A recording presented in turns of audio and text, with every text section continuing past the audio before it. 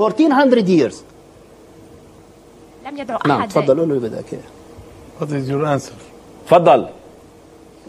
Mr. Jones. جاوب له شوف. Well, you're absolutely right. I have not read the Quran. أنت محق. أنا لم أقرأ القرآن أو لم أقرأ الكثير فيه، ولكنني قرأت الكتاب المقدس، والكتاب المقدس يأتي على ذكر القرآن. فهو يتكلم عن أنه إذا ما جاء أو ظهر عليك ملاك من الرب أو ظهرت عليك رؤيا ما فليكن ملعونا. وهو يتكلم أيضا على ألا يزاد أي شيء على الكتاب المقدس، وهذا ما حصل مع النبي محمد. هو قد كتب وأضاف واستقى من الكتاب المقدس، ولذلك فإن القرآن هو كتاب ملعون. ويمكنك أن ترى أنه كتاب ملعون لأنك انظر بنفسك إلى البلدان التي تطبق القرآن، انظر إلى البلدان التي تعتمد الشريعة الإسلامية، فأنت لن ترى أي حرية فردية في هذه البلدان. ليس هناك من حرية تعبير أو حرية المعتقد.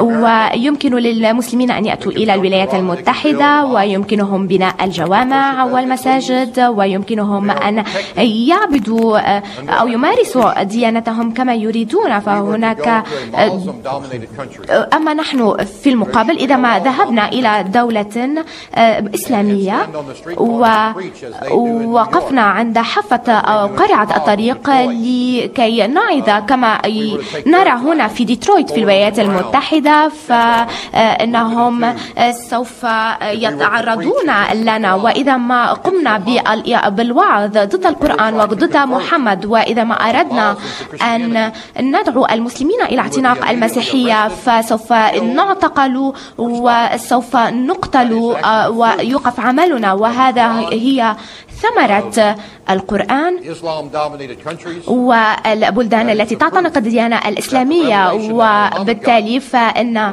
الدعوة التي حصل عليها النبي محمد لم تكن من الله، بل كانت من الشيطان.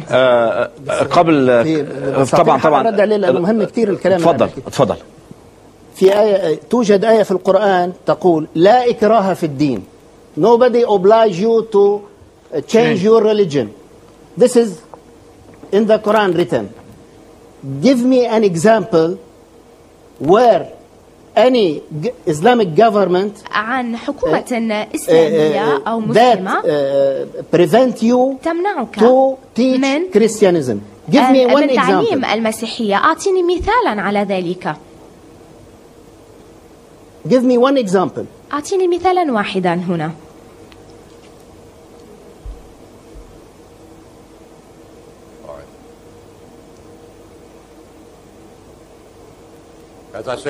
كما ذكرت أن المسلمين في الولايات المتحدة والمسيحية واضحة للغاية.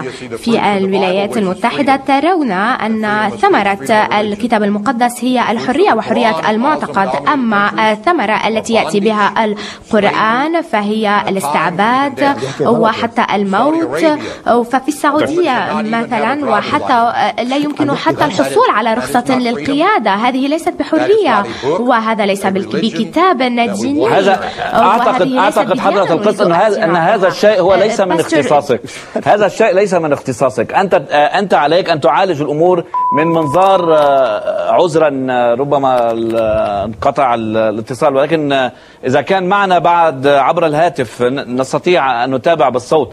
أريد أن أقول له إذا كان أقرب المقربون له وهي ابنته إما التي قالت بأكثر من تصريح، يعني تصريح لصحيفة در شبيغل الألمانية حيث تقيم، أو لقناة CBS الأمريكية، وصفت أباها أو وصفته شخصيا بأنه مهووس بجنون العظمة، وقالت أنها تركت الكنيسة التي يقودها لأنها تعتبرها من البدع الريفية. يعني إذا كان أقرب المقربون لك هم معارضون لهذا الفكر، فمن وراء هذا الفكر تحديدا؟ في حديث سابق سيادة المطران قلت أنا ربما الصهيونية هي من يقود تيري جونز إلى ما يقوم به. هل لا تزال على هذا الموقف؟ أنا أقول إن هذا الرجل ليس رجل دين. نعم. وليس أحسنت. مسيحيا بالممارسة. أحسنت. لأن المسيحية هي مسامحة، هي عفو، هي احترام الآخر. فعندما أنا أسيء إلى الآخر أسيء إلى عقيدتي، إلى إيماني، إلى ديانتي. تيري جونز الذي أنا لا أستطيع أن أتصوره رجل دين، هو من فئات اختلطت وامتزجت بالمسيحية ببدع متنوعة، ليس بعيدا عن شهود يهوه، ليس بعيدا عن المسيحية المتصهينة زايونيست كريستيانز، هاي الديانة الموجودة بأمريكا. هو من بدع مرفوضة في المسيحية. أريد أن أقول إذا كان قسيسا لكنيسة، هذه الكنيسة هي عضوة بأي مجلس عالمي مسيحي، هي عضوة في National Council of American Churches، مجلس الكنائس الأمريكية الوطني؟ هل هي عضوة في مجلس الكنائس العالمي؟ هل هي عضوة بأي حركة مسكونية تدعو إليها المسيحية في مشارق الأرض ومغاربها؟ كلا. اسم هذه الكنيسة ليس واردا في فهارس هذه المؤسسات. حتى إذا دخلت على الويب سايت الخاص بهذه الكنيسة نعم. التي اسمها دوف. دوف، نعم، كنيسته اسمها دوف.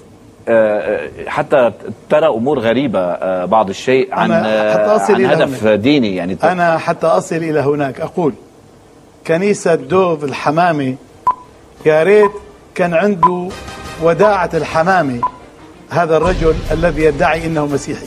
أنا رجل دين مسيحي برتبة مطران في الشرق الأوسط، وأعتز أنني أنتمي إلى أقدم كنيسة في المسيحية، هي كنيسة السريان الأرثوذكس، كنيسة السريانية الأرثوذكسية، كنيسة أنطاكيا. أنا لم أرى في تاريخ حياتي حتى اليوم وأنا في الكهنوت وأنا قبل أن أكون كاهنا رجلا يسيء إلى المسيحية بقدر ما أساء هذا. فهذا هو عميل لأناس كرسوا حياتهم لضرب الأديان ببعضها، والصهيونية هي أم له وللذين يفكرون مثله. نحن نرفض أن يكون هذا في عداد المسيحيين، ولا نقبل أن تكون كنيسته منتسبة إلى هذا الجسم المقدس، الجسم الشريف في العالم الإنساني والمسيحي خاصة. سيادة المطران شكرا لك، الوقت داهمنا. فضيلة الشيخ أيضا نشكر لك، ولكن كنا نتمنى لو بقي كان أفضل، لأنه حقيقة يعني كنا نود أن يجاوب. هل سمعنا ماذا قلنا؟ Did you hear us? Let me say something in English for him. هو بطل موجود على اللينك، ولكن أنا أشكر لكم حضوركم والمشاركة في هذه الحلقة، وأعود وأقول أننا قد استأذنا المراجع الدينية قبل استضافة تيري جونز كي لا يفسر الأمر بأننا وضعنا له منبرا بين يديه، ولكن كان طبعا يستطيع أن يحرق وراء، لأن القرآن محفوظ في قلوب وعقول المسلمين قبل أن يكون مكتوبا على الورق. فليعلم هو وأمثاله أن مئات الملايين من المسلمين يحفظون القرآن في قلوبهم وعقولهم. ولكن ربما من أبرز الإيجابيات التي خرجت بعد هذا التصرف هو أن الأديان قد توحدت. نعم. ورد عليه صاحب الخطأ ردا عبر بعض الولايات في ولاية أمريكية في ولاية أمريكية مجاورة حيث يقيم يبنى في الوقت الحاضر مسجد كتير كبير. وامبارح لأنه بعد ما خلص بناء هذا المسجد في قس مسيحي آخر فتح أبواب الكنيسة في الولاية للمصلين المسلمين كي يؤدوا الصلاة فيها ريثما ينتهي بناء المسجد. فربما هذه من الإيجابيات. هذا ما فعله المطران صفرونيوس في القدس عندما جاء عمر بن الخطاب فقال له تفضل وصلي، فقال له عمر رضي الله عنه لن أصلي في الكنيسة في داخلها حتى لا تكون سنة بعدي، فصلى عمر على درج الكنيسة. هكذا فعل المسلمون، لم يدمروا كنائس. 14 قرن من الحكم الإسلامي هذه الكنائس في الشرق موجودة. فليقل لنا أين حرق الإنجيل وأين حرقت التوراة وأين دمرت الكنائس؟